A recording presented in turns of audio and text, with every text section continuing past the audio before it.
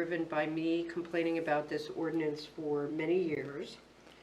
And I'm very excited that we're going forward with this subcommittee to work on this ordinance. I would have been happier if the current ordinance had been revoked for the year to put the fire under our butt to make sure we had something done, but we'll get it done anyways, so there you go. That was an editorial introduction. Yes. Allow some editorial. I'm Colleen Mayu. I am a member of the planning board. I've been a Goffstown resident for about 15 years now.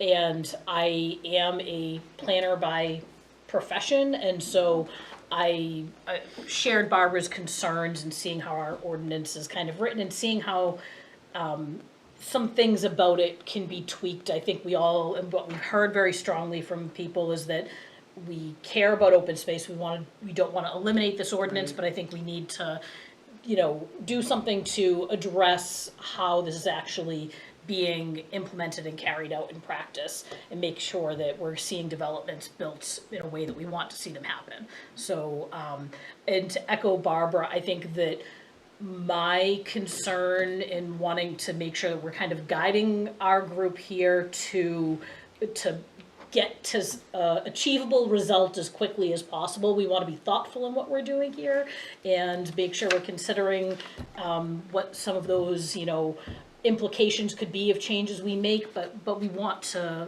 come to putting forth an ordinance that we think makes sense and not spin our wheels and spend a lot of time agonizing. So I think we've got a good makeup here and hopefully can be productive. I'm David Neiman from the Conservation Commission, also been around for about 30-ish years on the Conservation Commission for, God, I think I passed the 20-year mark now. Oh, yeah. I'm still a newbie though compared to some. David didn't have a beard before COVID. Yeah, I did. I've had a beard most of my life. It's just wasn't this long. It wasn't as healthy. I hear you're our mapping expert though, David. I saw that email.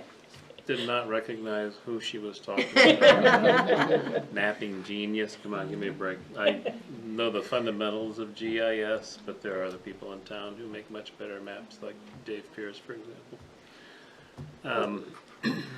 Okay, I will admit that between the two of you, it might be a little close. Yeah, and also as chairman of the Open Space Committee, which is a subcommittee of the Conservation Commission, I think you're trying to steal our name. It's the Open Space Ordinance Subcommittee. Evelyn Miller with the Conservation Commission, and actually I came almost 40 years ago, and had always lived in super big cities, Detroit, New York, Baltimore, Washington DC, and when we came up here, I wanted my children to walk to school. I wanted them to know their neighbors. This was a real treasure, and other people that were with my working where my husband was were always send their kids off to private schools or whatever. I find this place a treasure, so it's very special to me. Okay. Bruce Butcher. I'm representing the Zoning Board of Adjustment. I'm recently retired from the town of Hudson as a zoning administrator for the last 8 years. I've lived, my wife and 2 boys lived in Goffstown since '90, so 34 years. I grew up in Greenville, New Hampshire, small dairy farm.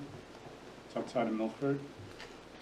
I was involved in the planning board in the mid-'80s when they were trying to do a zoning ordinance. They didn't have zoning, they just had subdivision regulations. So I was called a communist by all the World War II vets and everything else, even my dad's generation, whatever. But, and I basically signed up for the open space ordinance subcommittee because I think it's a good workable tool for good growth, good planning. And I'd like to see it. I was very concerned that they were withdrawing it without any sort of replacement. Sorry. But anyway, so I'm here to help.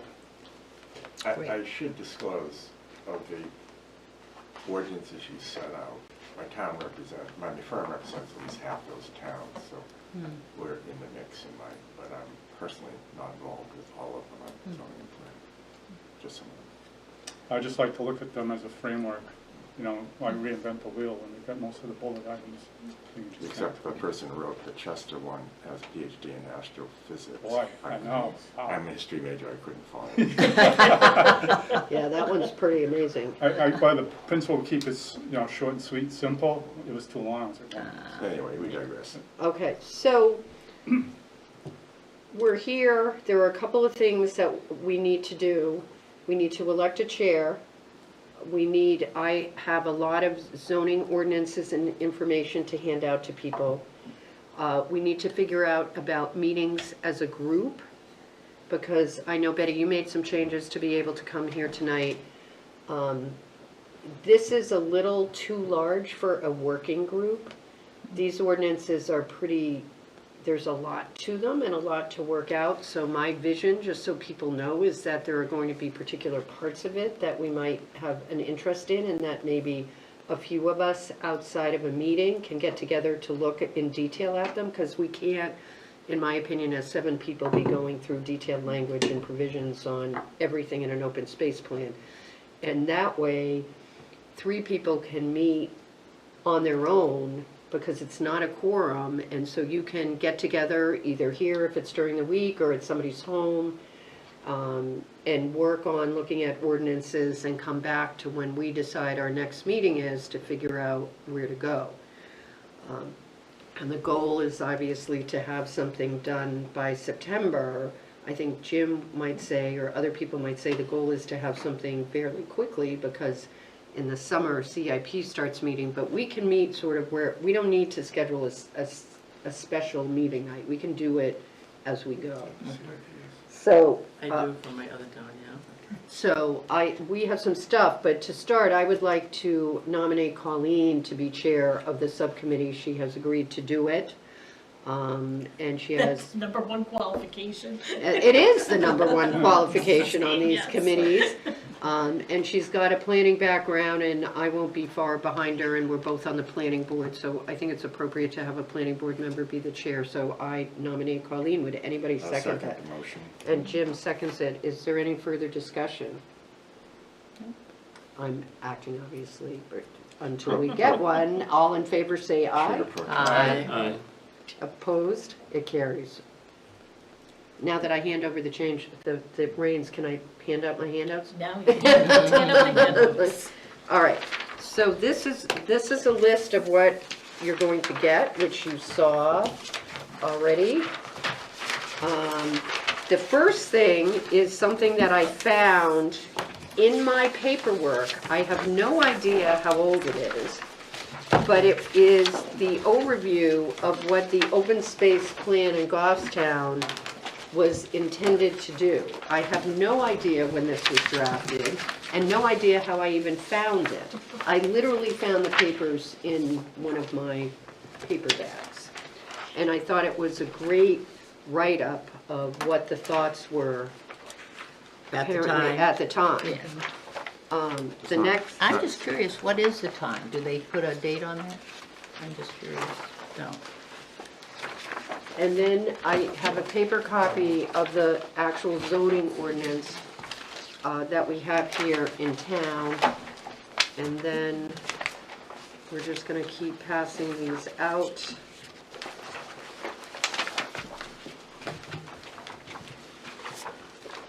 And I think Jim, you need to take our zoning ordinance. So these all the ones that you, These were the ones that you saw at some point in the emails. And again, these were selected initially because they are in our regional planning district. It's not that we can't look at other ones, obviously. Bruce brought up Hudson. But it was a place to start. And as you can, I also got an email from the town. Joanne also got an email from somebody in regards to the developable area calculation. He thought that based on other communities, we were pretty generous.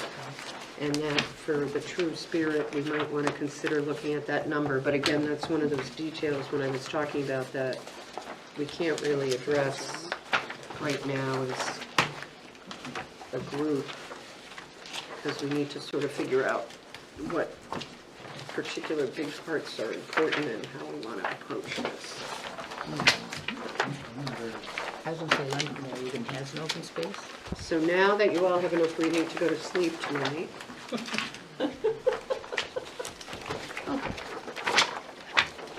Wow. okay. There you go.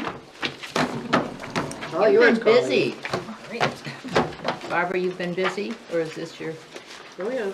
I mean, Oh, yeah, I got this all done, put together.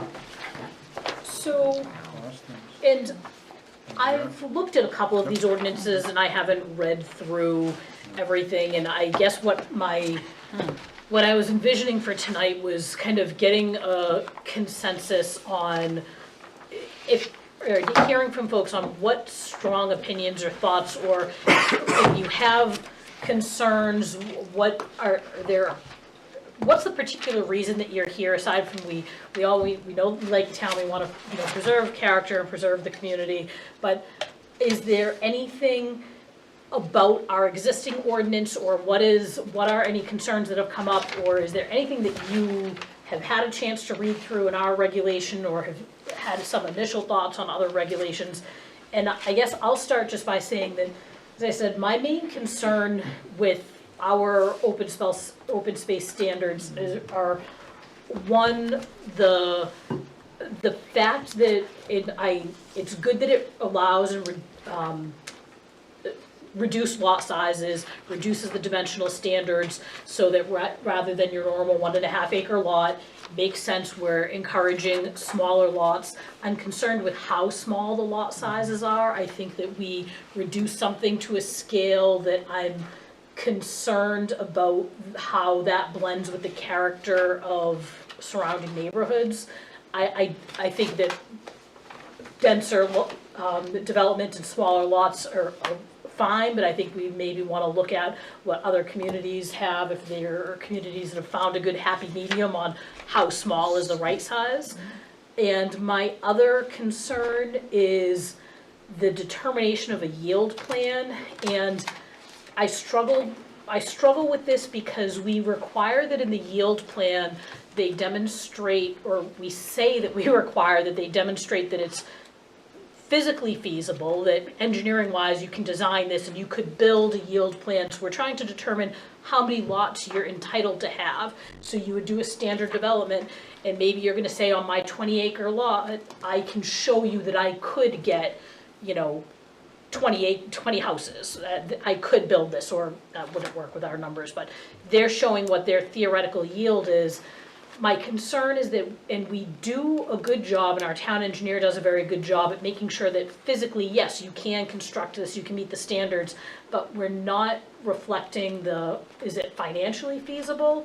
And I know that the ordinance includes that coming up with a yield plan needs to be based on a feasible development, but we don't really have any standards or guidance. We say that they shall show that it's financially feasible, and we have this in here as a consideration. Financially feasible, Meaning that it's to the viable, developer, that or- it's economically viable if, You can because engineer anything. That's what I. yeah, but yeah. but if it's gonna cost you $500 million to build it, then you're really not gonna build all those But I lots. guess, okay, So- but part of what I'm thinking is, or is it saying topographically is some of this too? Yeah. But- There's some, I remember in the old days, we'd go into the planning board and they'd say, oh, you can do all of this stuff, and then Yeah. when we went out on the sidewalk, Yeah. we would see enormous, huge ravines where there's a stream down at the bottom, and darn well, Yeah. darn well, you couldn't have built anything over that. And I think we do a good job at looking at that, what's physically feasible, but it gets into a point of some things we know you're not gonna happen. If you have a ravine, if you have certain instances, we know, and I think our engineer does a good job at ruling that out. There are some things that if you spend enough money and blast enough rock, you could do anything. And so that's where I think I'd like us to see and better define that if we're requiring, is this really a feasible plan, then it should also have that financial consideration, because what we can hear is, well, yeah, anything's feasible and we'll just charge more for the lots and I don't know if that's really the case. Would a developer really build 5 miles of road at X dollars per mile in order to get this many houses? Would they really do that? Well, So, there's, that's, and I'll, there's a number of I'm alternate off track, but approaches that's we my, saw, so I that's don't my, get bogged down yeah, yet. that's my concern. Like so. identify the issue, because Yeah, I could give you 3 or 4 instances just from this stuff that Yeah. we're reading it, so Yep. I don't wanna go there yet, let's just Yeah. identify. yeah, so that's Concerns. my concern, so those are the 2 concerns that I have, are the size of the lots and how we're determining the yield plan. So I'll open up others. Appreciate hearing that, because this is actually the first time I've ever heard what the objections are to the existing plan. And those are Heard just that there my are objections, those are only mine, there's Well, one. thank you for yeah. expressing it, because that was going to be a question you were Yep. going to hear from me anyway, so you've already answered it. I'd like to hear what Barbara's concerns are now, because I she think also the has a- yield plan is way too generous, and that maybe that gets tied out to the financial feasibility piece. But I have these open space yield plans that come in, like Jim says, they're an engineered plan, and the feasibility of building them is completely absent. And as a matter of, I'm not going to talk about any specific ones, but there have been some that have come in for yield plans that just, even a layperson would look at it and go, not only would nobody build it, nobody would want to live in it. So, the other thing that I am concerned about is that the open space requirement needs to be contiguous and truly contiguous, and of a type that can actually be used, and will be used. You know, we frankly have heard recently from people talking about the trails that they use, and the reality is there are people in the neighborhood. We have one of our first open space that has come back in that they don't let public on, that in our review. So that's my other concern, is if we want public access, and I think this document that I found talked about the foundations and the guiding principles. I think that's So I important. think what you're Um, alluding to also is that maybe that to me is a big question, who's gonna own the open space? And maintain it, because we have found that it's harder and harder to find people to monitor it.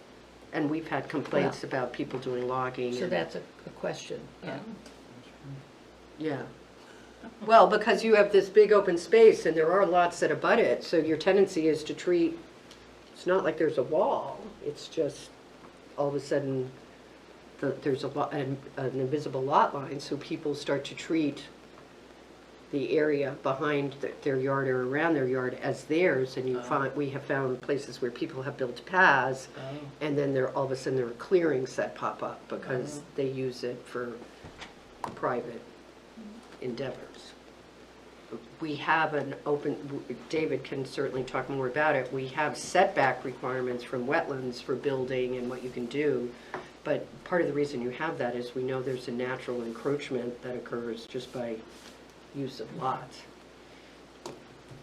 If I may, Yes. I would like to make a couple of comments. So for me, the beginning of this process is to really lay out what's the point of it all?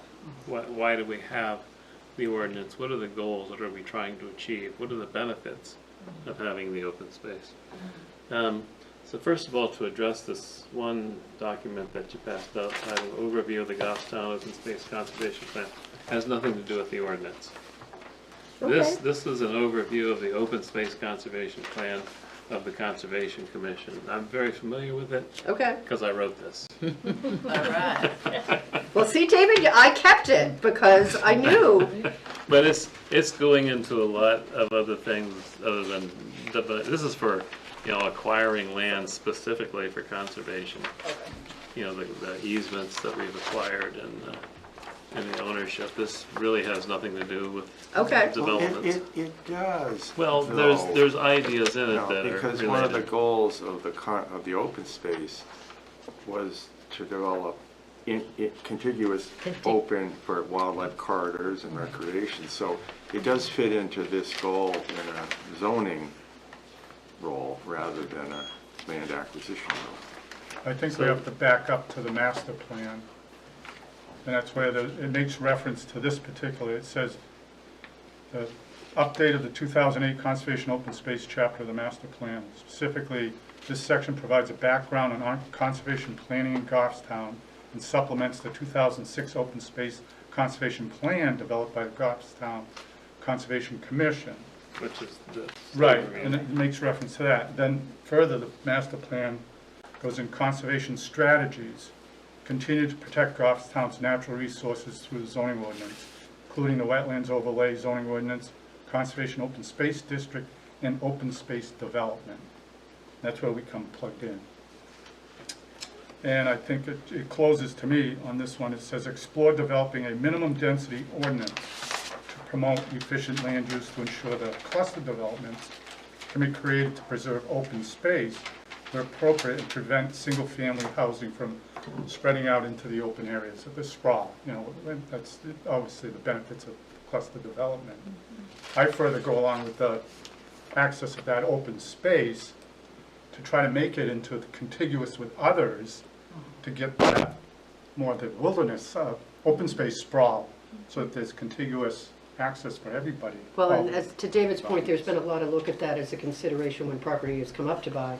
But if I can, maybe, can you slide that over to David? Maybe David can tell me what that is too, because I found it in the same group of papers. Oh, this is just a forum when we're going out looking at a site. But again, not an open Reevaluate. space plan in front of the zoning board. No, this is for like, the yeah, we want acquisition to do of an easement easements. with the Okay. PLC or All right. Evaluating. evaluating a particular piece of parcel. Okay, property. all right, thanks. Yeah. Okay. Yeah, just to continue along on those thoughts. Yes, there, of course, there is a relationship. We would love to have places we specifically acquire for conservation to have some connectivity with open space areas from subdivisions. And there are some where we have that, and it's actually really important interaction between them. A lot of them don't, because a lot of times the subdivisions are created, they're isolated, and you know, as far as acquiring conservation land, that's an opportunistic thing. We can make a plan and say, we want to protect this and we want to protect that, but it's going to be up to the individual landowners whether they want to participate. It enables us to prioritize the areas that we work in, so that if somebody says, hey, the Shaw's Plaza is available for conservation, we'd say, I'm sorry, but no, that has absolutely no value. So. To us as a conservation property. So we're never going to get perfect connectivity. On the other hand, if your vision is too short and too shallow, you'll miss out on some great opportunities.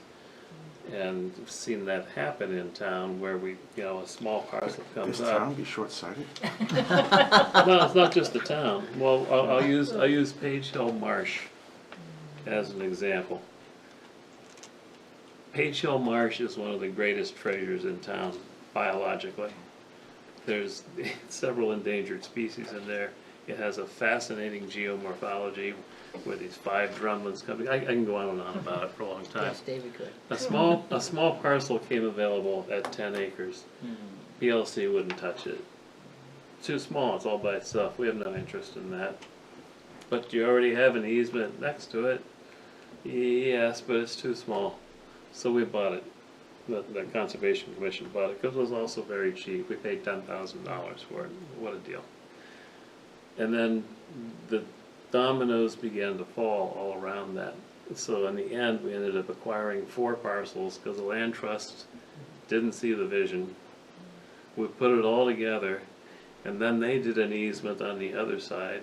So they have an easement bordering both of us. So now we have this big, beautiful area on the land trust going, wow, that really is pretty special. So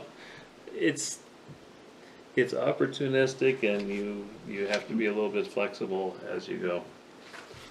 And you're right, David, there is a distinction between that kind of vision and what we deal with as a planning board and the ordinance that we need to get so we can get Right. something that takes It's- into account. It's facts. even more random in that case, because this proposal is before you. Does it have a link with the budding lands? Sometimes it does, and when it does, that's wonderful, but sometimes it Usually doesn't. not. But here's the thing. It really comes down to why are the reasons for having an open space ordinance? What are the benefits? So since we're handing out papers, this afternoon I just sat down, started listing what I thought were some of the benefits. Because I didn't know if there would be something like this here or not. And what it comes down to, you have all these different things about preserving habitats and about maintaining recharge areas for stormwater to reduce flooding. All of these things, almost everything in this list will apply to any open space area that you're setting aside. It may not have the kind of connectivity that we want. It may not have every feature on the list, but it will have most of them. We should explain to the new members of the community the Mother's Day flood and why storage of water rings a bell with us. We've seen it. The Mother's Day flood actually happened when I was chair of the Board of Selectmen. It was quite the event. There were washouts all over town. Insufficient water storage, culverts were destroyed, roads were destroyed, people were stranded, and ultimately the call was made to evacuate the parks down by the river because the flooding was It's the going to national park happen. system. Oh, Yeah, those of us locally refer to it as our national parks. Down behind Shaw's, are you familiar with that? Primarily, it's behind Shaw's. I don't even know where Shaw's is. Houses. Oh, Shaw's, it's gone, Boy, sorry. you're God, dating yourself. well, what, I could talk about Stewart's, and then that'd really throw you off. All right, well. If at the lights at 114, 114A, What? the lights at 114 and 114A Yeah. and 101, if you're heading from town to Pinardville at those lights, Yeah. most people either go straight or right. If you go left, that will take you down a road, follow it, by Morgan Estates, which is a condominium development, which I thought was a horse farm when I first moved here. You could barely see it. You drive down past that, and it will take you along the Piscataqua River. And there's a huge section of homes in town that were originally seasonal camps. And there were some on the mountain, which is a whole nother story. And Goffstown was actually a big vacation spot for many people in Manchester and from other areas in Boston. And they were seasonal camps. And over time, they have been turned into year-round residences, and they're literally in the floodplain. I mean, they are there. And so when we have bad floods and the dams are not, the water's too much for the dams to control, Goffstown has an extra benefit, expense as a result of those properties. So those are called the national parks in Soon they Goffstown. get flooded and rebuilt with flood insurance money, but it's a different discussion. So water in Goffstown is a very big deal because if we don't plan for it, it causes a lot of havoc between the mountains and the Right. river. Right. In a thin soil level. And actually, if you read the Union Leader this week, I meant to bring it, the first volume in regards to Goffstown with Hadley. There is a quote, which I've been saying forever in regards to economic development, in regards to the geography of Goffstown with the hills on both sides and the river in the middle and the farmlands to the one side, but the challenge of the geography. It's beautiful, but it's challenging. What I thought was interesting is I saved, I think it's from 23, an article from the Boston Globe that featured Goffstown as a wonderful place to go and settle, So there's, right, we have challenging You don't have topography, but PFAS also- though, like you. No, we don't have that because we have no industrial commercial development, but the water, accumulation is the issue, not the groundwater and the absorption that's going on. Well, and the issue also that we're gonna be dealing with is that the dams are in, Yeah, well, that's beyond our jurisdiction. I know it is, but Yeah. I'm saying it's still. Well, but Clough is the one that really feeds into us, and Kelly isn't going anywhere, so, you know. So, David, I think your summary here is something that's gonna be important and helpful, because, as you said, we're going to need to, at the start of the ordinance, identify what is the purpose and objective of this ordinance. And so this is already a great start to that framework, because, I mean, the purpose and objective within the current is, you know, again, in some of that sort of the feel-good section about like why, but I think it's important for us to all have a consensus on what this objective really is. And so I think in looking at the items that you've identified and looking at how we've already, what is in the existing ordinance and seeing if there are things that we need to tweak and change. So I think this is a Yeah. great first step in establishing the why and the reason behind. And part of the reason I felt like writing it and listing it out is that as you go through a lot of these ordinances, very similar language. Everybody's Yeah. copying from each other. And a lot of it is, to be frankly, quite nebulous. You know, everybody wants to preserve the rural character. What the hell does that even mean? Yeah. You know? And there's also a lot of statements about, well, we want to set the open space aside, you know, for its view shed or view potential. And, you know, I mean, actually go around, look at the open spaces from the open space developments. How many of them actually are providing a view shed? Maybe we'll find one or two. From the perspective of a planning board member and trying to review a development and it determines, does this meet our regulation or not? Agree. The very nebulous language and the feel good doesn't give you a lot of concrete to make a determination as a planning board member or as a zoning board member in reviewing and making a determination on compliance. I think also having that a concrete, this is what we mean and what we're trying to encourage, sets the standard too, so that people that are looking to develop their property know what we mean when we tell them view shed. So I think, or whatever where it is that we're looking for, I think the more concrete we can be is, and that's just my, That would be my job. as because one member. I have no idea what you're talking about, so, Yeah. like, if I can understand it, you're all Yeah. set. So I think it is to define open space, you know, that's what the purpose is. I guess I'm gonna say open space is really important and the connectivity is, but I also believe that when we're talking about development, I still think that it's important to think about developing a community. Now, it Right. doesn't have to be a What a great community idea. that has stores and churches and all of that, I mean, because we see that as our center town. But I guess I just see where I am, where there is a circle and there's a community of people and they actually, versus, you know, driving down a road that you just keep seeing one big house after. And there's no sense of community with people, children. And I mean, I think that's an important part of to be honest, of development, is thinking about, I think it creates that neighborhood, that cluster of the neighborhood. I Right. agree. But if And- I can comment on that, those kind of developments require fairly big acreage. I don't And think, most of the development that we see, and somebody here might have a better idea of, what do we really have for lots of acreage? Because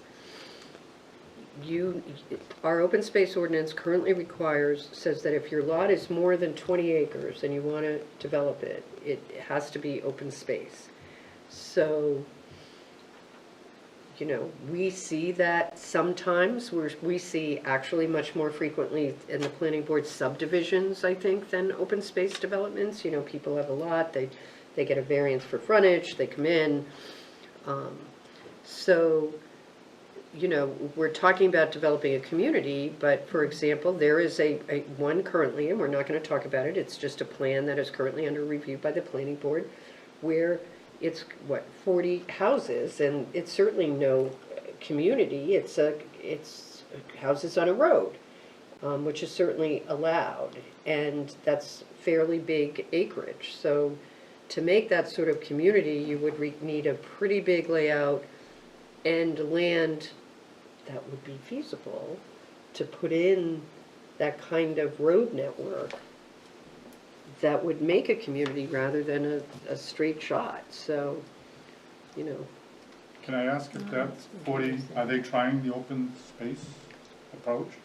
Or are they doing a conventional development? no, it's open space. It is So an open they've done a yield plan, and it's on the record, and they've come up with a number, and now they're putting it in. But you have to have a lot of land to be doing a community. Well, I don't think a I guess we all have different definitions Oh, of community. community then, too. I mean,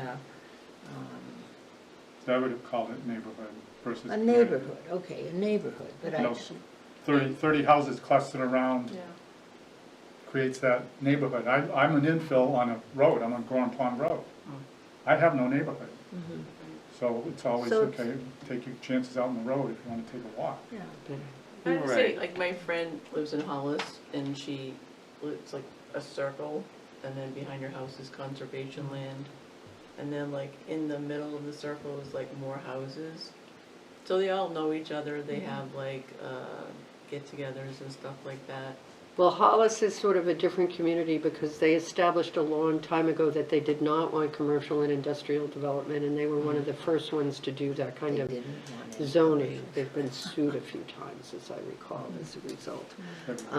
So, and Hollis has very different land layout than Goffstown Right. does. They But it do- is kind of great.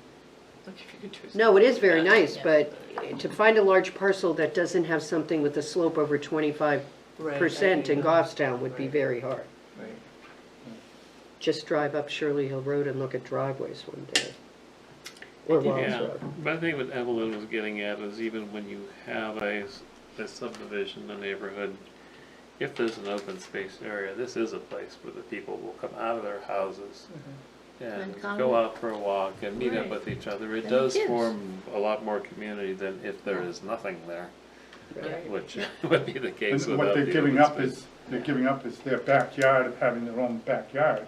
Now they can have the community. Or a smaller space. backyard. Right, I They think, still have a backyard. right, but not the I- sprawl of the backyard. I think that what we heard from folks that were expressing concerns was also that public use of the open space, and I think that's something that I think we'll have to So they're saying they don't dive want into and see. public use? I heard that the community wants that the open space should be publicly accessible open space. You have a legal issue on that we can That's- talk about sometime. Yeah, and that's what I think the pushback from developers in general is that if we are requiring them to provide public access to their land, then that's a concern. Send you the case. Well, but there are solutions that we've already found in Goffstown, so we just don't do it consistently. Can I just ask, this is another novice question. Do you guys ever consider the whole bike trail thing in your planning? I'm just wondering. The rail trail, do you mean the rail trail or bike trails? Well, I know that like, this past summer I tried to go from the Goffstown Rail Trail to the, whatever that town is over there. New Boston. New Boston Rail there's Trail. And I don't know if you've ever been to the New Boston Rail Trail, but it's like kind of not really a rail trail. But, It's great. Actually, Finished that last story. Yeah, I just met him the other day on it. Well, depending did on how you- long do you- ago it was, they have made a lot of improvements last Yeah. few years. yeah, well, I mean, I was biking, so I like looked down this like long slope and thinking about. am I So gonna take my bike so down there? biking trails, just because I'm looking at the time, and this is why I'm very focused on the fact that we are going to need to have specific things for people to talk about outside of the meeting and then come back, or we will be here till 11 o'clock every time. The rail trail is something that was done on the rail here in Goffstown and started a long time ago and has progressed, quite frankly, and I'm happy to say it every time, due to the work of David Pierce, who has sort of single-handedly taken on applying for grants and doing it, but our jurisdiction in dealing with that is obviously the boundaries of Goffstown. And there are some challenges as how contiguous it can be due to some private land that's actually now rail trail land is actually private land. But Goffstown was recently recognized as one of the best trails, if not the best trail, in New Hampshire. New Boston has not had a David Pierce to go after grants like Goffstown has. And the rail trail in New Boston, quite frankly, for years, was primarily used by horseback riders to get around. And they've been working on it over the years, but again, that would be completely out of the jurisdiction of our planning board or this subcommittee as far as what we're looking at. I don't think any of the plans have anything to do with rail trails. It just wouldn't be applicable, but the communities are certainly looking at them. I think it would be useful when we look at this. One, planning goals versus planning pressure. And among the other consideration, developers are going to say you have to have a marketable product. Yep. And on that note, we've seen towns that aren't growing, and I think we're learning now that's not a good thing. Schools empty out. So you have to be careful what restrictions you put on if we want some healthy growth. Let me say healthy. I'm not against, I mean, obviously in favor of this, but I just want to be careful that when you look at what our goals are, there's still a sort of capitalism reality to land development. You can't be unmindful of that. I think it's useful when you go through these models that we've seen, samples, is you look at the variables. For example, when do you have open space? Is it required? Ours is, with certain exceptions. Or do you have open space by having incentives for open space? So it's an opt-in or an opt-out, but you have to provide certain things, and it's going to be required. What are the triggering requirements? We have over 20 acres. Some towns are much smaller. And what are the exceptions? So bonus density to give an incentive versus compulsory with some exceptions versus completely mandatory. And then you look at the variables within that, the open space formula. You see different percentages, and percentages of what? Usable land is the typical, and you see the open space percentages range from 30 to 60 in those samples. So when you say the open space requirements, why don't you just say what you're talking about? The amount of the total land area that has to be the open Right, space. that has to And be. then how do you measure that? And we use usable area, so usually there's a formula to take out steep slopes, roads and stuff. And then the density calculation, we have a yield plan, and so do some of others. But some of these plans don't. They just do a per acre formula. So they don't look at the conceptual, imaginary plan that nobody's ever going to build to come up, and it takes care of your issue. And I agree, we struggle with that in the planning board, but they just do a formula based on, you define usable land, define the percentage of land that has to be in open space, and look at what's left times some multiple of lots. So there's different ways of attacking that I think we need to consider to address your issues. I'm happy to hear that nobody, even Barbara intellectually, is saying, let's just throw it out and start anew. Because I think we have a consensus, it's a good thing, but it needs work. I'll put on my town lawyer hat, we're working with some of the towns in this list on making theirs better. For example, one of them is on enforcement on the land is held by a homeowners association that does nothing. So one of the proposals is we'll make them give it to a land trust, but we heard from David how land trusts don't necessarily want small acreage. So you have to make it feasible to achieve the goal. And if you make it too hard to create that open space by saying somebody has to accept it, you can't do that. So you have to, have a reality component. The other rule and some people work on planning boards or decide, you're never going to get 100% perfection in planning. No. What's the desirable as in anything else in the world?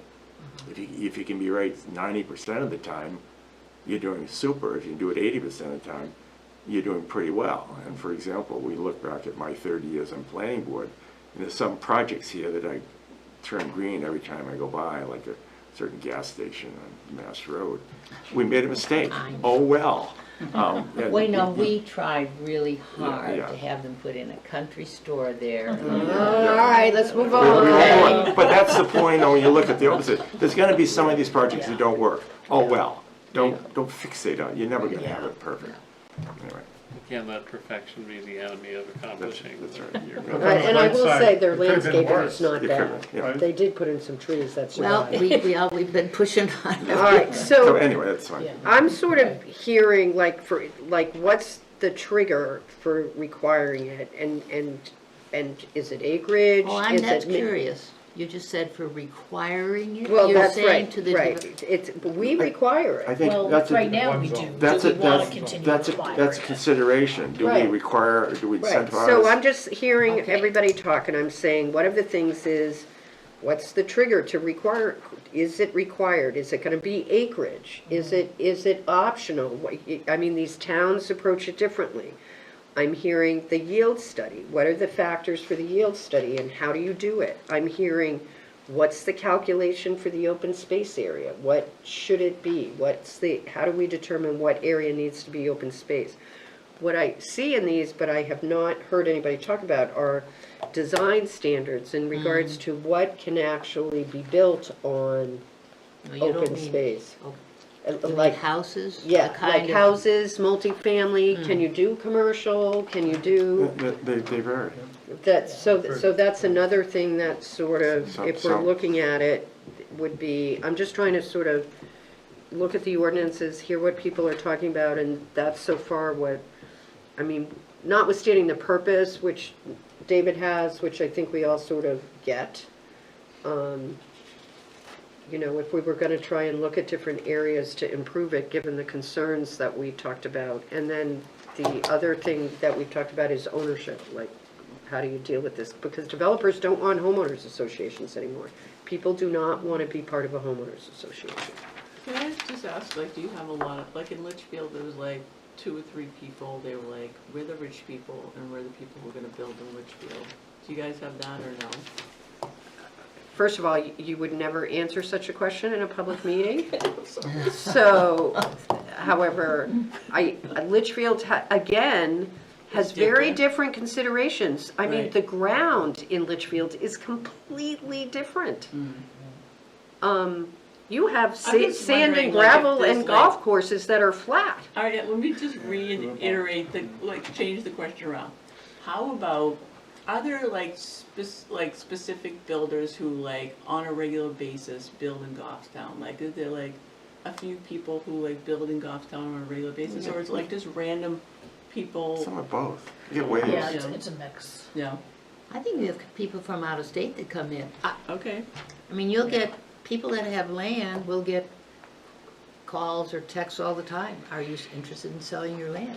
And I know they're coming from Well, out I of mean, that's state. just general development. Yeah. But there are certain developers we see a lot. Just to kind of follow up a little bit on what Jim was saying, I mean, you're never gonna get perfection, we all acknowledge that, but if we have good, solid guidelines, we can get the best result we can for that particular property. There may be some properties where the ownership thing and the access thing becomes an issue. There may be some where maybe it even wouldn't make a lot of sense to put up a parking lot and expect public access.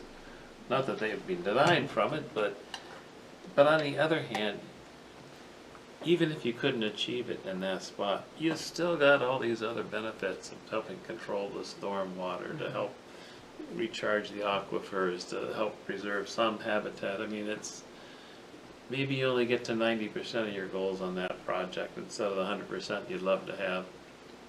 But that's life. I mean, there's always gonna be So situations where it's less than optimal. Question for the planning board members. Has there been feedback about the ordinance that's bad, not good, needs improvement from both the developers and the board members? Well, I mean, I think you've heard it here. Yield plan is always the Yeah. The yield plan is the usual. And I think the yield plan is a struggle equally for the Everywhere. planning board members and for the developer, Yeah. because I do think the developer, and maybe it's to your point that they're putting together a yield plan and they're spending an awful lot of money on engineering and putting together that theoretical plan just to figure out a number, that maybe that's not how we figure out the number. Maybe we go with a density calculation based on land area minus, you know. Steep slopes. And part of the issue is we don't want people to be able to game the system too easily. Right. Yeah. They will, Yeah. but not too easily. I don't think you can get overly concerned about the investment in the yield plan. I mean, I understand that argument, but on the other hand, Yeah, you're not paving as much, putting down as much pavement, building as Yeah. long a roads. You're saving a ton You're of saving a money lot. there. Yeah, but David, You're the saving point- money on a whole bunch of things. The point is, David, that there is land coming in with plans, and I'm not talking about anything current, it's stuff that's happened in the past, that there is no way, and I've had engineers tell me outside of meetings, that the plan as presented would be built. And that's the issue. Oh, and And there I agree so, with you. Yeah. so, yes, to your point, but the reality is right now, we're having plans that we know. And the challenge for the planning board is we're not bankers who can assess cost, it's just not the role of the planning board. So to say it's not feasible to build, or how do we establish that? Keep in mind, we have a Supreme Court right now that is not, feels sympathetic to municipalities. And I just soon, this is the conservative lawyer speaking, I don't want us to be the test case by being overly aggressive and having it not, Yeah. struck down. So there are some issues, there's some hot button issues you talked about, public access to private land that might Yeah. not fly well. Not allowing development of a resource, however they want to look at it, but that is more the theme now we're seeing in the courts. So, scroll back That- a little. Having said That's that, a some of really- these are significantly more detailed Yeah. and restricted. than Yeah, they are, others. But it is a that's very good point that the nature of the fact that we do have a housing appeals board that is, reviewing any decisions we make, any ordinance that we adopt, and any decisions we make under that need to be defensible. And I Somewhat like a kangaroo Yeah, court, but that's it. and I don't To think overrule. that I'm coming from a place where I'm recognizing that there is a housing shortage in New Hampshire. We know that we, as a municipality, need to provide opportunities for people to use their property. If you own property, you have property rights, and you should be able to develop your property in accordance with an ordinance that's reasonable and create standards, but is not overly burdensome. So I think we need to be careful, and I should say, just so that there's no intent on behalf of the planning board, or I think of any person here on the subcommittee we're not trying to restrict and limit people's property rights. We're trying to just be, preserving and protecting the benefits that we know open space brings. Yeah. So, I And I couldn't think agree the- more, but Yeah. I don't think that the open space ordinance is, you're still allowing as many houses as you would have Yes. otherwise. Yeah. I don't think that yeah, is we imposing. just want to be careful, like Jim said, that we don't end up creating something where we end up being the example that for, the next 20 years, everyone says, well, remember what those folks in Goffstown did. We Right. don't want to, Well, versus Goffstown, right? yeah. What my comment about the yield plan, and I have to agree, is that it's very clear and concise, because they have to do the engineering. They're gonna have to do it, if they do conventional, now on an open space plan, they have to do the yield plan. And they have to mix and match to say, okay, we're gonna take the non-buildable lots out, see how many lots we can get that are buildable, and come in with the new plan. But as David says, they're going to build 30 houses, either clustered or sprawled out. How they do it is to benefit through the open space. How clear can they get through that? And it's a burden up front to do that extra engineering, without a doubt.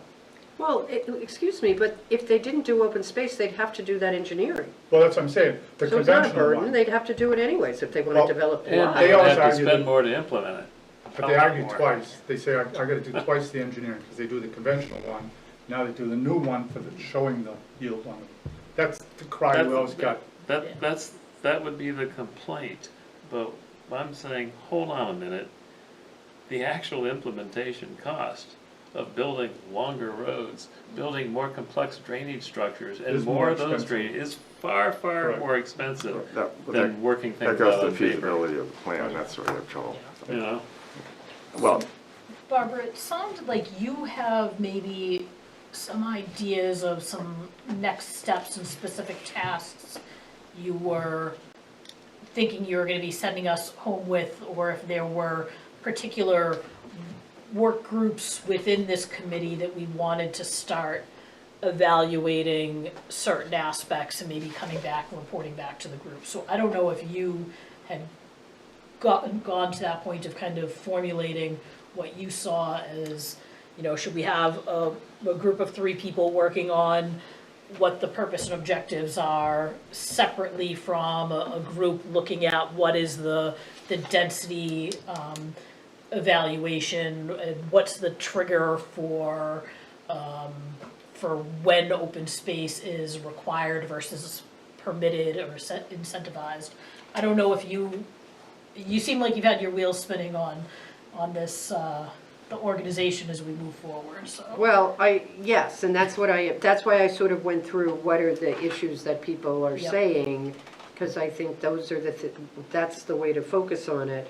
I don't think we really need to spend any time on a purpose statement, because I think, first of all, David has just done it. It's pretty easy. And second of all, I think we all agree. I mean, that's not, and David's right, you look at them, preserving the rural character is a consistent theme, right? I think it's in our master plan more than once also. So I think, you know, we're here because we all care about open space, so we want it to continue. So yes, that's, to your point, Colleen, that's why I sort of went that list, you know. What is the requirement, if anything, for open space? Do we let anybody do it? There doesn't seem to be any dispute, there needs to be a yield plan to figure out the or laws. some formula.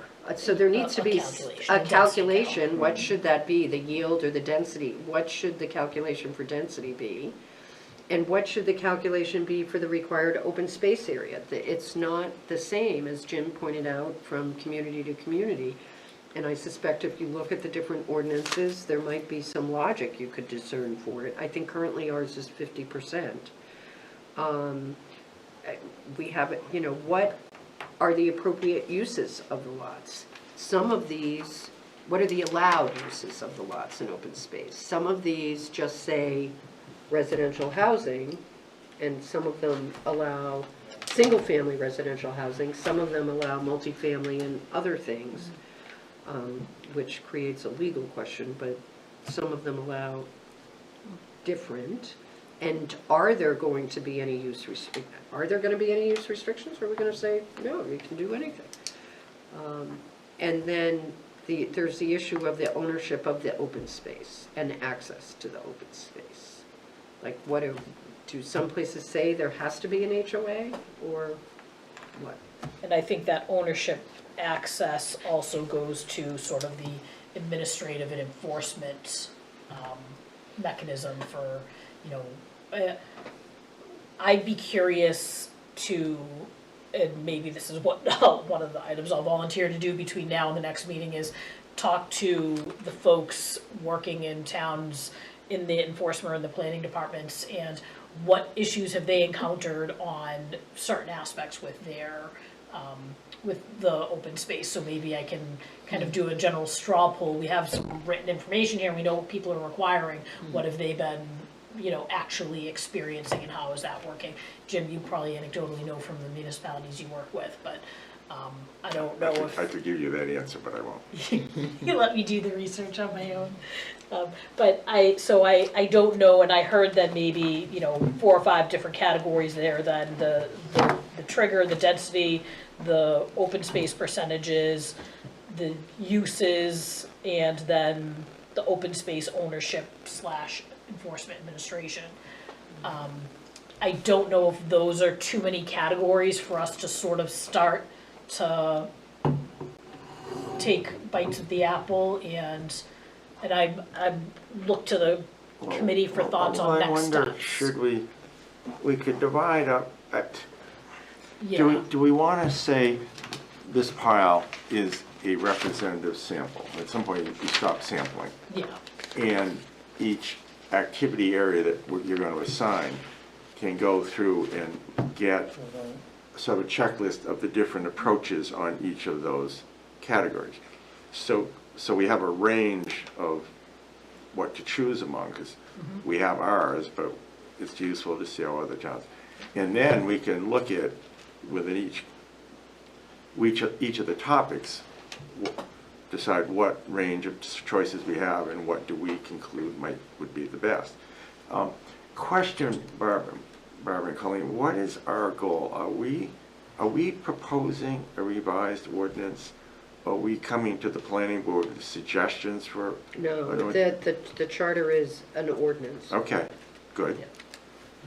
So I think it would be The planning useful. board takes too long to get anything Yeah. done. we It would wanna be useful present the then planning to- board here as a. To have looked at these Yeah. and any others. And it might be the Yeah, I same think ordinance that's we have now. I mean, Right. I don't know. I'm not You- one that you- likes to amend. You read ours and it has it was the shortest of most of, and I see that as a good thing. Yeah. Chester on the other side is. So I'd follow up on Colleen's, I'm gonna throw out some topics, so we can use them as bullet items. So I think uses, Yeah, density, yeah.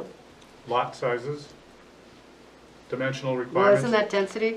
I kind No. of break it out a little bit. No, Okay, Yeah, Just because break there's them the, out. yeah, And okay. then lot Number of sizes, houses dimensional versus- requirements could be the same. yeah, And then open space requirement. yeah. Right. And then you get into some of the planning board details, like road standards, sometimes they shrink Oh, them yeah, down. no, no, no. Yeah, I have a. And I just caution on that. I can tell you the planning board Yeah. isn't gonna go for anything that's not a town standard Yeah. for roads. But I think so- those are good That. start to bullet, as Jim says, go Yep. through all those 5, 7, Yep, and summarize, this is. somehow put them together. And when you get into dimensions, it breaks down the frontage, setback. Yes, Setback up between houses, setback from surrounding properties. There's a lot of variables yes, in there. that's a big table. Yeah, it can be, right.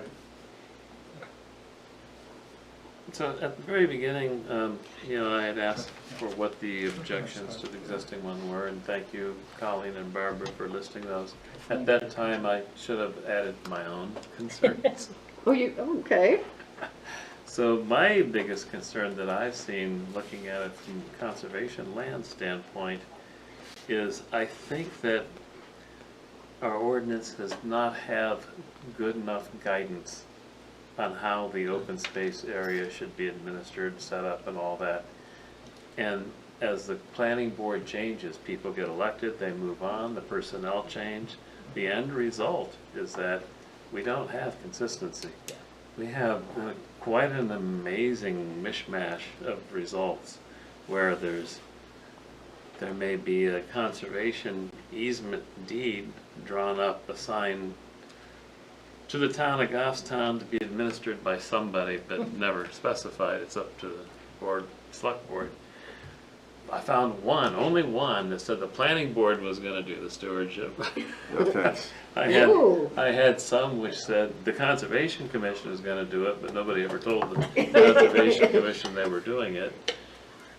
And others are not conservation easements, they're deed restrictions, and which, There's I two, mean, there's just no consistency. It needs to be sorted out and cleaned up. there's two issues. One is how the open space is owned, controlled. The second is, what does it look like? Yeah. Some of our early efforts at this, we saw these unusable little ribbons that were junk Yes. land. Yeah. So what's your goal in Yes. terms of the quality and quantity of the open space itself? Where's it And located? I'm happy to report that you can see a progression. Yeah, yeah, we Quality improving over We time. learn from mistakes. And then also gets back into, a comment you'd made earlier about, can't go dictating public access to privately owned land. That could raise all sorts of issues. And yeah, that's true, but that's why it's good to try to strive to have ownership by a land trust. Or, as I've pushed for the last couple of years on 2 instances, ownership by the town to be administered by the Conservation Commission. And that's not gonna be true for every case, but I think when it's an exceptional piece of land with exceptional properties to be protected, it would be really foolish to throw that away and not have access to the public. And we can easily do that by, I mean, we don't, obviously, don't want the whole town being run by the Conservation Commission. Well, Nobody we wants also- that, but Yeah. let's not let the gems slip away. So that could be a subset of a incentivize someone that's developing to say, oh, by the way, we'll give you a little better density if you turn it over to the controlling land trust to protect it better through the town versus the homeownership. Well, Well, Yeah, if I the don't- Conservation owners- Commission wants it, the sounds like. I ownership don't- can be, You don't want everything. it could be a set requirement. I don't think that's workable I know it's because, problematic, most likely. well, and the land trusts are very, very picky about what Yeah. they'll take. I shouldn't say the And land if, trust. when you start keeping it giving quick Yeah. density bonuses for this or this, you're going down a road that might It's- be It very could be, it difficult. could be Although a some tough of them rabbit do. hole, but, I know, right. some of them do, the density bonus, I know as president, so. But I think that would, if you start giving density bonuses, then going back to, well, what are your goals you're trying to achieve, you're kind of undoing that a little bit, so. Yeah, you see some of them are, yeah. What's a density bonus? If you do this to me, I'll do something for you. If you Give you put another in 5%. To the work- developer, yeah. workforce housing, we'll let you have a higher density. Oh, I Yeah, you get to have more units, you get to build more. So the houses yield or plan create would more say, lots. let's say it's a perfect 80-acre site with ag zoning, you would get 40 units. So the open space plan would allow you to lay the 45. units over You get 40 acres instead of the 80 acres. And if there was a density bonus, for whatever reason, maybe you could get 42 units instead of 40 or Oh, I see. 44. And That there are would- some open space ordinances that are based on that. I don't like that approach because it, but, As David said, it gives away what you're yeah, trying to get. yeah, but because they're already getting savings in road frontage and, you know, other savings, so it's, you don't incentivize them too much. Yeah. Yeah, well, and of course, housing shortage is all the rage now, and I'm not saying it isn't a problem, it is a problem. But I mean, I'm still a newbie, I've only been here for 30-some years, and in that 30-some years, I've gone through 2 housing booms and 2 housing busts in New Hampshire. So when I see the current bust, I'm not that impressed, I'm Well, sorry, and when but you the look at the market, fact that the the market population goes is up and down. decreasing in terms of, people, Actually aging. the baby. Well, We're aging. but our school is still growing, so. So, our houses are there forever. The housing booms come and go, so I think Yeah. in a longer view. Okay, what now, boss? So would we like to, I'm hearing 5, possibly 6 categories here. Do we want to each, and do it as Jim is suggesting, if we have volunteers to kind of compile a little summary that you can bring back for the next meeting of this is how these sample ordinances have addressed each of these items. So I can name the topics, and if anyone is dying to volunteer to do a review and kind of a little summary for us on those items, just Yeah, just go through it. let me know. Yeah. So, the first, it would be just the general trigger of when is this required, is it mandatory, is it incentivized? So it would be a summary on the trigger, so, Trigger to have To- open. I volunteer. okay, Barbara's gonna do that, developing it underneath that open space ordinance. So that includes what land area is, If it's a 20-acre minimum, if it's, Yeah, That's gonna- when, No, it's like, when Yeah. is the planning board gonna be looking at an open space plan? and do you then include in that assessment the exceptions, like we carve out the Right. lot exceptions? Yeah. That's part of that? Yeah. Okay. How did, so I guess a better way to look at it, if you're a developer, what can you or can you not do in regards to a Right. proposal for a lot, given the size of it? okay, next would be the density calculation / yield plan. So how are we determining the right number of lots allowed? Okay, I'll take that. Okay, thank you. The next would be determining the percentage of open space, the open space set aside. How is that open space calculation determined? And what's the general, They link. I mean, they do link the yeah, density. and the whatever open space you've created, the balance is developable. No, the Well- density and yield plan is separate from what you then have to create. So how many units can you How many, create? Okay, yeah, how many units can okay. you create versus what your open space set aside? So the open, and this open space calculation is gonna be a pretty easy summary to do, cause you're gonna see Well, that why town don't- let me- A requires 40%, 30, B requires 40, 50%. 50. Let me do that again, and Betty, do you wanna look at these with me, and Sure. we can figure out, and that, cause you're the newbie and we can sort of go through, those would be two good overview things to The look at. reason I said that is, Yeah. if you base your yield plan on number of acreage, let's say, of Yeah. developable land, you have to know how much you're taking out as open space to figure what's left, and then you're doing a formula based on that instead of a yield plan showing. No, how your much- yield plan isn't based on what Yeah. you're creating for open space. It isn't now. Your yield plan isn't even based on what's left, it's just how many units you That's could true. build. Yeah, So I think- if you want to create a more simple system, it would just be math based on acres.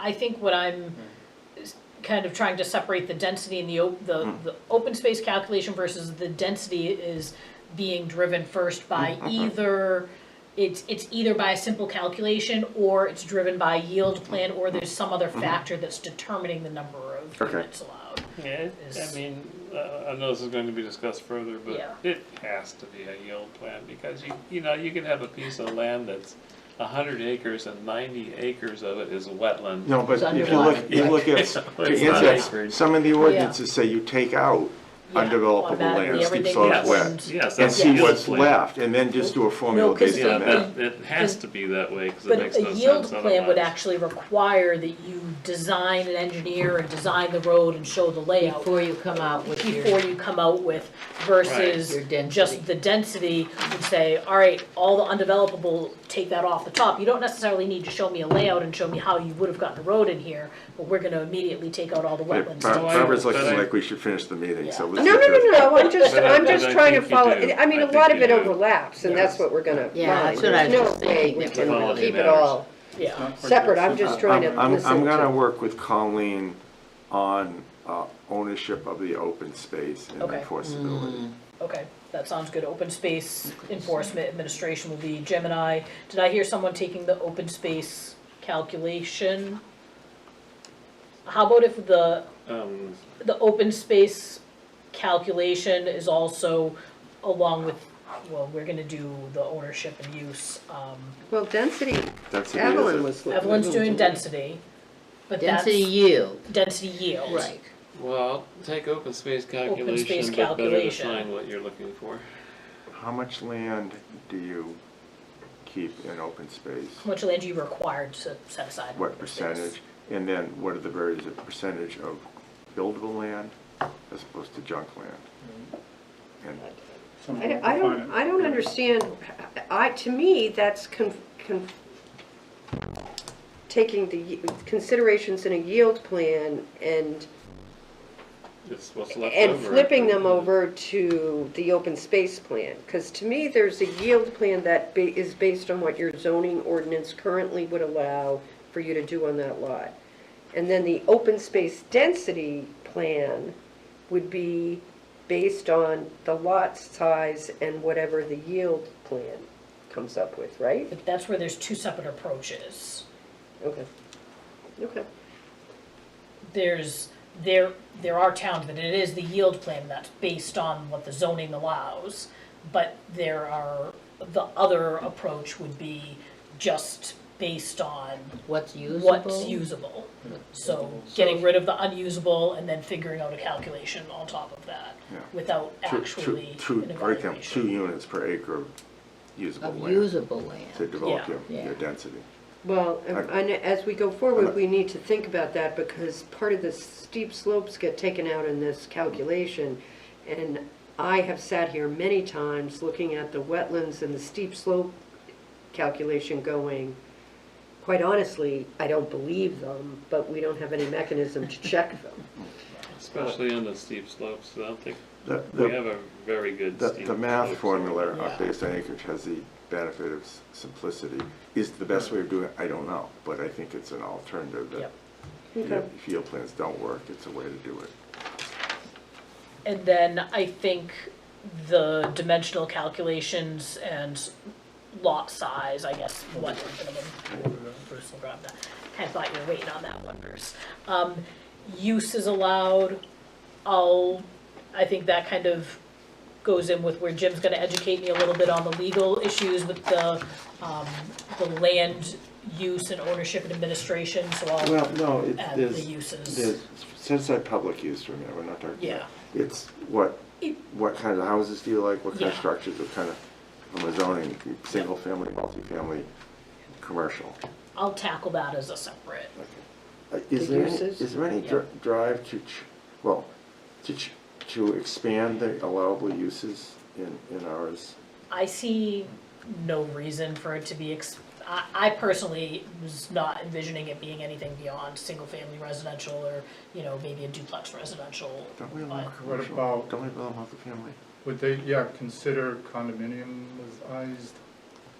Yeah, but Well, condominiums can be single family, so that doesn't Yeah. really Don't- describe the structure, don't we that's a all- legal thing. Don't we allow multifamily in our? I don't know, we all have it, let's look, I didn't You think don't have we to answer did. that now, but Oh, I think we do, I thought you did, but I haven't. or looked maybe at- it's with. I haven't had to look at this for 3 years, remember?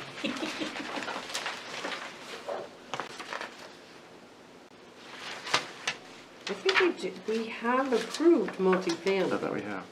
we have approved multifamily, whether it's specifically And density, buildable area, open space development. whether it's the use that's All the allowed. uses allowed in the district in which the parent lot's located. Yeah, which could be Okay, so multifamily. Which could be multifamily. Okay. 13.5.2.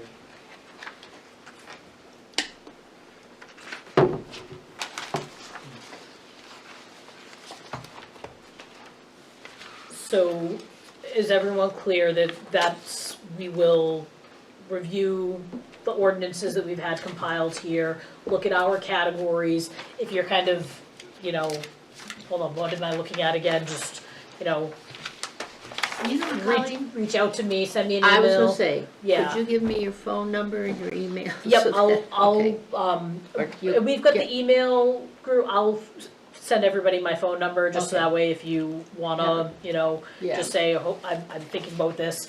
And I think then our next step is really just figuring out a meeting night, so that So way we when we come back to our wait, next yeah. meeting, we can sort of report back on, this is what these other towns are doing, and what your initial sense is on, this looks like a really terrible idea, or this looks interesting and I think it might work. So, if we can commit to, reviewing our little sections and coming back, and as far as night of the week, time of day, 7 PM is best for me. Unfortunately, I can't really do things, during the day. I've lost a little bit of my flexibility lately, so, if a 7 PM meeting works, if there's a particular day of the week that works for people, and we can set these and move them around. It doesn't have to be a standing date and time, but I don't know what, if everyone works better with a predictable schedule or what. So I work Wednesday, Thursday, Friday at the Y Okay, at night, so I can try to change it, like it's not doable for How other is people or whatever. Tuesdays? Tuesday is okay unless Bruce, That varies for Jim, me, you yes. have the ZBA, but we're not gonna be meeting every week, so. So I can move it around. I'm president of the MSK Growing Club. We have our board meetings on Tuesdays, but Ah. that's only once a month typically. Hopefully What's it's the same day of the night as, month? Maybe it's the Bruce. same I don't night. remember. First or second? We're just starting them, the season's beginning now. Either the second or the third. I think it's the third, although we change it, so. Okay. I'm okay generally with Monday and Tuesday, so. Are Mondays? Yeah, no. People hate Monday.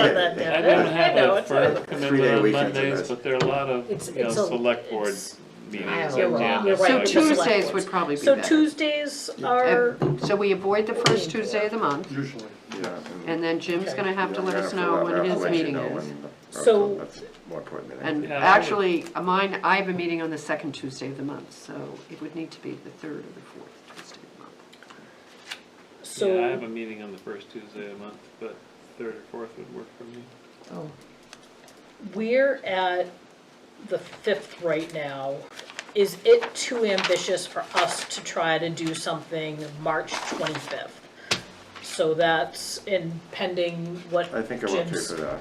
so Is that that's Tuesday, March that's a 25th? Tuesday, that's 1, 2, God, the 3, week is that's the entirely 4th blank. I hate Tuesday. to schedule things in a week that. So why don't we Those are so nice. pencil the 25th we'll plan on. I'll send an email to everyone in, later this evening or tomorrow and just say, reminder, we're planning on the 25th, let me know if your calendar's good, and I'll give you my cell phone number, so if questions come up and you're thinking, what the heck was she asking me to look at, you can let me know. And we'll plan to, try to get through the review of these and come back with our initial thoughts and comments on those topic areas so we can discuss. So does that, So the next meeting will be on the 25th at 7 PM. I do not have the town calendar in front of me, so I don't know what room it will be, but we know the lay of the land. If it's not here, it'll be upstairs somewhere. I'll check in with Patty tomorrow then before I send an email to you folks, so I'll check with her and see, so that way we can know a location and be certain on that. Barbara, I appreciate all of the printouts because oh boy. paper, I really prefer. I mean, I review stuff on a screen all day. It's really nice to have some paper, so thank you for the printouts. I came in and figured out how to use the copy machine here and even got the What, did stapler they give you a working. code? There must be a code to They use didn't give that. it to me. They put the code in and then let me have access. So. All right, All well, right, motion to adjourn. okay, motion. So moved. Okay, all those in favor? Aye. Opposed? Abstention? Okay, we are adjourned. Thank you very much, folks, for. Okay, now don't